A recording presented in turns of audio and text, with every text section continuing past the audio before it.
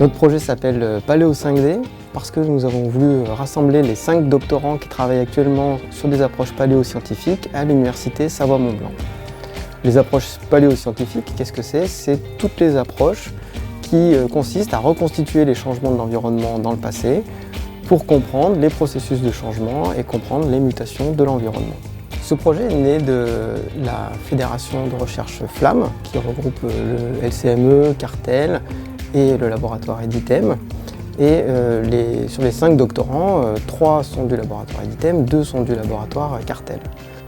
Ce qui fait le lien entre les travaux des différents doctorants, c'est pas tellement une approche thématique, mais c'est vraiment l'approche méthodologique. Ce qu'on a voulu créer, c'est un ferment, une espèce d'équipe entre différents laboratoires autour de cette approche paléo. Et dans un deuxième temps, en regroupant toute la diversité de ce qu'on peut faire avec ces approches, de pouvoir communiquer en direction du monde non académique sur les intérêts et les valorisations et transferts possibles de cette méthode vers le monde socio-économique. Je travaille sur le projet Paléo 5D en collaboration avec l'Editem. C'est une collaboration qui est naissante mais qui est vouée à se développer, notamment dans le cadre donc, de ce projet et aussi du projet Montagne 4.0. Cette collaboration sur le projet Paléo 5D nous permet d'utiliser des outils, comme vous le voyez ici, des outils à la pointe sur ces domaines, dans un contexte qui est scientifique, dans un contexte partenarial entre des projets à vocation opérationnelle appliquée et des projets plutôt à vocation scientifique. Méthodologiquement, le projet est basé sur l'étude de carottes de sédiments de lac.